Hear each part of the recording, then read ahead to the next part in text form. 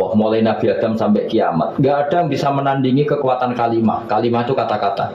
Nggak ada yang bisa menandingi kata-kata. Misalnya Anda nge-grab, berangkat istri cuek, berangkat cuek. Itu beda dengan ketika meskipun satu kalimat.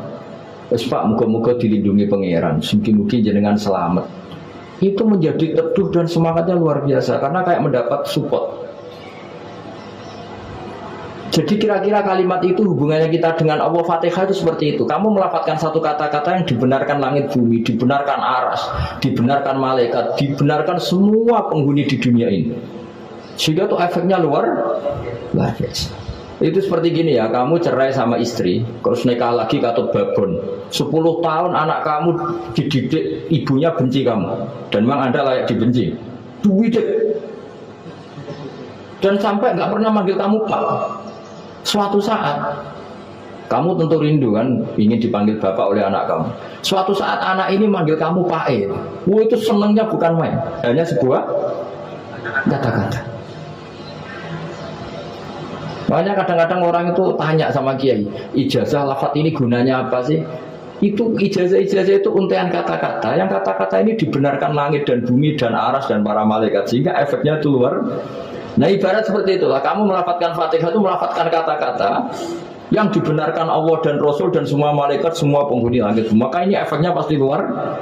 Nah di sini lah orang-orang dulu tuh tahu keramatnya itu, sehingga ketika melawan Belanda, melawan Jepang dulu tuh kalimat-kalimat itu menjadi mantra yang luar biasa. Doa yang luar biasa.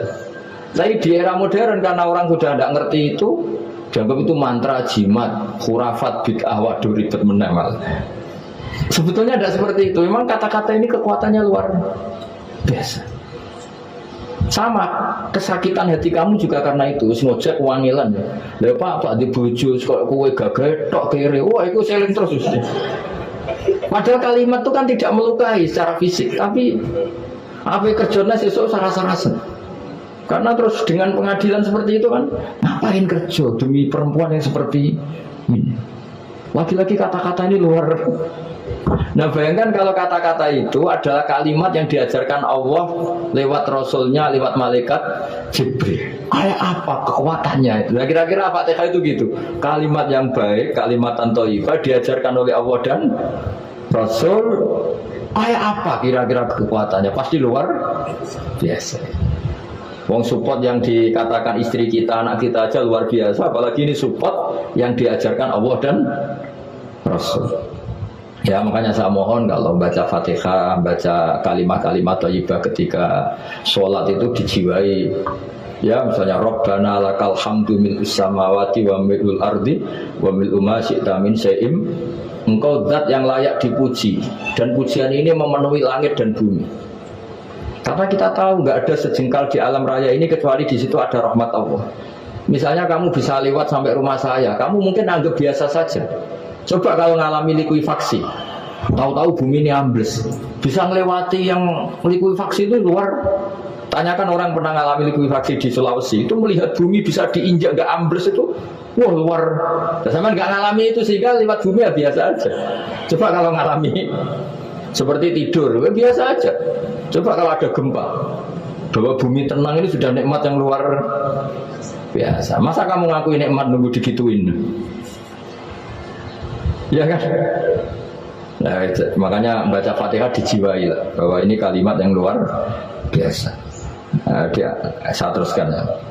Warwa Muslimun fi sahihihi an Ibnu Abbas radhiyallahu anhuma annahu qala bainama Jibril alaihi salam qaidun dan Nabi sami anaqidan min fawqi farafa'a ra'sahu faqala hadha babun minas sama futihal yawma lam yuftaqad ilal yawm fanazala minhu malakun faqala hadha malakun nazala ilal ardi wa lam yanzil qattu ilal yawma fasallim wa qala abshir binuraini qad utitahuma lam yu'tahuma nabiyyun qabla fatihatul kitab wa khawatimu suratil baqarah.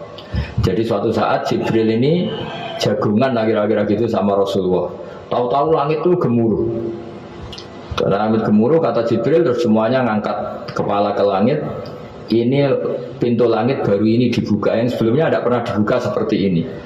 Turunlah malaikat. Yang malaikat ini pun malaikat spesialnya nggak malaikat murahan lah kira-kira gitu. Yang nggak pernah turun ke bumi kecuali juga saat itu.